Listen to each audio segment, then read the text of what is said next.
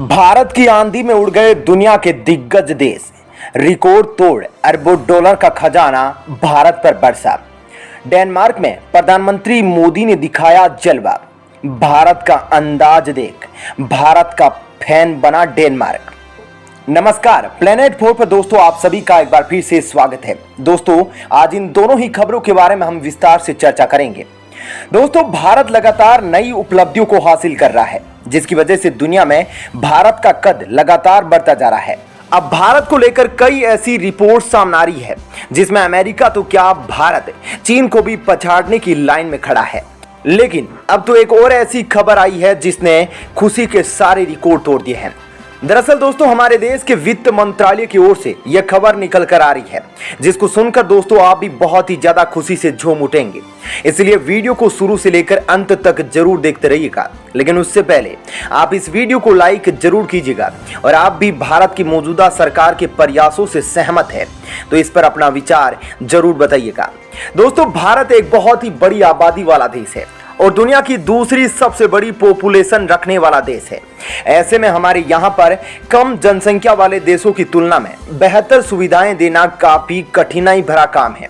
लेकिन फिर भी समय समय पर जरूरत पड़ने पर भारत सरकार की ओर से वह सारी सुख सुविधाएं देने का प्रयास किया जाता है। लेकिन कई ऐसे लोग भी हैं जिनका मानना है कि भारत को भी यूरोप की तरह ही सुख सुविधाएं देनी चाहिए लोगों को, जैसे कि यूरोप के कई देश Britain, Finland, Denmark, Germany, France इत्यादि देते हैं, जिनके बारे में अक्सर हम सुनते हैं कि वहां पर बहुत ही अच्छी सुविधाएं लोगों को दी जाती है।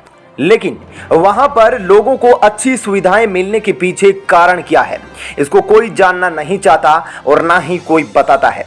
फिर भी दोस्तों यूरोप के अंदर अच्छी सुविधाएं मिलने के पीछे का जो मेन कारण है, वहां पर बहुत ही भारी संख्या में टैक्सेशन है। वहां लोगों से करीब 40% से ज्यादा टैक्स वसूला जाता है। और दोस्तों अच्छी बात यह है कि यहाँ पर लोग भी बहुत ही ज्यादा ईमानदार हैं और भारी संख्या के अंदर टैक्स भी जमा कराते हैं, जिसकी वजह से सरकार के पास भारी मात्रा में धन इकट्ठा होता है और रिटर्न में सरकार उस पैसे को उस देश के हित में, उस देश के विकास में और लोगों को अच्छी फैसिलिटी देने के लिए लगा देती है। भारत में हकीकत कुछ और है। आप जानते हैं कि भारत की आबादी बहुत ज्यादा है, लेकिन फिर भी यहाँ पर 5 से 7% लोग ही ऐसे हैं जो टैक्स देते हैं। हालांकि यह भी सच है कि भारत की आबादी ज्यादा है, लेकिन इतने लोग टैक्स देने के लिए योग्य नहीं हैं, उनके पास काबिलियत नहीं है।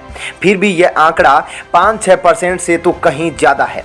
और अगर दोस्तों भारत में टैक्स देने वाले लोगों की संख्या में इजाफा होता है, लोग ईमानदारी बरतते हैं और टैक्स चोरी से बचते हैं, तो भारत में भारत सरकार के पास भारी मात्रा में पैसा आएगा, जिसके रिटर्न में हम बहुत ही अच्छी सुख सुविधाएं पा सकते हैं।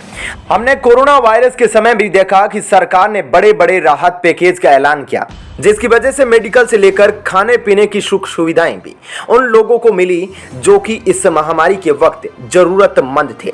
परंतु दोस्तों अगर सरकार मुफ्त में बहुत सारी सुविधाएं देती है और लोग रिटर्न में उतना टैक्स जमा नहीं कराते, तो सरकार के ऊपर बोझ पड़ता है और उसे कर्ज लेना पड़ता है, जिसकी वजह से जो वित्तीय तालमेल है वो गड़बड़ा जाता है। ऐसे में सरकार हमें वह सुख सुविधाएं नहीं दे पाती जो कि बाकी देशों के अंदर हमें देखने को मिलती है।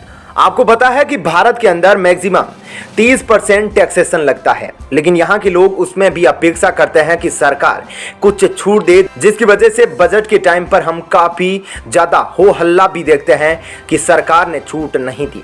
लेकिन दोस्तों जैसे जैसे लोग जागरूक हो रहे हैं, वैसे वैसे भारत के अंदर भी टैक्स देने वाले लोगों की संख्या में इजाफा हो रहा है। और आपको पता है कि भारत सरकार ने 2017 में जीएसटी लागू कर दिया था, जिसकी वजह से लगातार सरकार को आलोचना भी झेलनी पड़ी थी और उतना टैक्स भारत नहीं ले पाता था। परंतु मार्च 2022 महीने के अंदर जीएसटी कलेक्शन के सारे रिकॉर्ड तोड़ दिए और एक महीने के भीतर भारत ने 1,42,000 करोड़ रुपए का जीएसटी कलेक्शन किया, जो कि जीएसटी लागू होने के बाद से अब तक का सबसे बड़ा आंकड़ा था।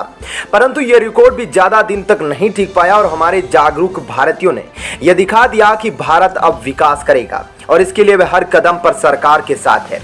इसी कड़ी में दोस्तों हमने देखा कि अप्रैल के महीने में भारत के जीएसटी कलेक्शन ने सारे रिकॉर्ड तोड़ दिए और इतिहास रच दिया। भारत का जो जीएसटी कलेक्शन मार्च में था उससे कहीं ज्यादा भारत ने लगभग 1,68,000 करोड़ रुपए का जीएसटी कलेक्शन किया, जो कि जीएसटी के इतिहास में सबसे बड़ा कलेक्शन था। और दोस्तों आने वाले समय में यह आंकड़ा और भी उम्मीद की जा रही है कि बढ़ सकता है, क्योंकि जिस प्रकार से चार्ट है जीएसटी कलेक्शन का वो लगातार महीने दर महीने बढ़ता जा रहा है। और दोस्तों सरकार के पास ज्यादा मात्रा में पैसा आएगा तो सरकार उतनी ही तेजी से विकास करेगी और सरकार की जेब भरी रहेगी तो हमें भी वही सुख सुविधाएं देखने को मिलेगी जो कि बाकी अमेरिका, यूरोप जैसे देशों के अंदर देखने को मिलती है। क्योंकि दोस्तों भारत के अंदर एक बहुत बड़ा मार्केट है, साथ ही बड़ी जनसंख्या है, जो कि मिनिमम टैक्स भी सरकार को दे तो भारत का कद किस तेजी से बढ़ेगा इसकी कल्पना कोई कर भी नहीं सकता। फिर अमेरिका या चीन तो बहुत पीछे की बात है। ऐसे में दोस्तों वित्त मंत्रालय की ओर से दी गई इस खुशखबरी पर आपका क्या कहना है, कमेंट करके जरूर बताइएगा। अब दोस्तों ये तो थी पहली खबर, अब आइए दूसरी खबर की ओर बढ़ते हैं। दोस्तों भारत की संस्कृति को एक नया तोहफा मिला है। जी हां, प्रधानमंत्री के डेनमार्क के दौरे के दौरान कुछ ऐसा हुआ जिसकी कल्पना किसी ने नहीं की थी। आपको पता है कि प्रधानमंत्री नरेंद्र मोदी 3 दिवसीय यूरोप दौरे पर है। जर्मनी की यात्रा के बाद प्रधानमंत्री मंगलवार को डेनमार्क के दौरे पर थे, जहां पर हमारे भारतीय समुदाय के लोगों ने जैसे जर्मनी के अंदर उनका स्वागत किया, कुछ वैसे ही अंदाज में मोदी का स्वागत किया। ऐसे में भारत और नरेंद्र मोदी के इस अंदाज को देखकर डेनमार्क के प्रधानमंत्री इतने ज्यादा प्रभावित हुए कि उन्होंने कुछ ऐसा बोल दिया जिससे भारत में चारों तरफ खुशी का माहौल है। दोस्तों प्रधानमंत्री नरेंद्र मोदी अपने यूरोपीय दौरे पर मंगलवार को डेनमार्क पहुंचे। कोपेनहेगन में डेनमार्क की प्रधानमंत्री मेटे फ्रेडरिक्सन ने गर्मजोशी से उनका स्वागत किया। डेनमार्क में भारतीय समुदाय को संबोधित करने के लिए पीएम मोदी बेला सेंटर पहुंचे। इस दौरान डेनिश पीएम फ्रेडरिक्सन भी उनके साथ मंच पर मौजूद रही। प्रधानमंत्री के पहुंचते ही वहां भारतीय समुदाय के लोगों ने मोदी मोदी के जयकारे लगाए। प्रधानमंत्री मोदी से पहले फ्रेडरिक्सन ने लोगों को संबोधित किया। कोपेनहेगन में दोस्तों अपने संबोधन में फ्रेडरिक्सन ने कहा कि आपके साथ यहां मौजूद होकर मुझे बहुत बड़ी खुशी महसूस हो रही है। मुझे बहुत गर्व महसूस हो रहा है कि हम आपका स्वागत कर पाए। मेरे दोस्त नरेंद्र मोदी, एक बार फिर मैं आपका स्वागत करती हूं। मुझे बहुत खुशी हो रही है कि मैं आप सभी के साथ आज यहां मौजूद हूं। उन्होंने कहा कि मुझे लगता है कि आज हम एक साथ दिखाते हैं कि हमारे बीच कितने मजबूत संबंध हैं, दोस्ती के और परिवार के। यह आप सभी के बिना मुमकिन नहीं होता। इसके अलावा दोस्तों फ्रेडरिक्सन ने कहा कि डेनमार्क में रहने वाले और डेनमार्क में काम करने वाले सभी भारतीयों का धन्यवाद, जिन्होंने डेनिश समाज में अपना सकारात्मक योगदान दिया है। आप सभी का धन्यवाद। उन्होंने भारतीय समुदाय से कहा, मुझे कहना होगा कि आपको एक राजनेता का स्वागत करना बहुत ही अच्छी तरह से आता है। प्लीज ये डेनमार्क की जनता को भी सिखाइए। डेनिश पीएम ने कहा कि भारत और डेनमार्क के बीच कई अहम समझौते हुए हैं। ऐसे में दोस्तों डेनमार्क की प्रधानमंत्री के इस बयान ने बहुत ही बड़ा तहलका मचा दिया है और भारत का डेनमार्क में क्या स्थान है यह साफ झलकता है। आपका क्या कहना है इस खबर पर जरूर बताइएगा। साथ ही वीडियो को लाइक और शेयर जरूर कीजिएगा। धन्यवाद।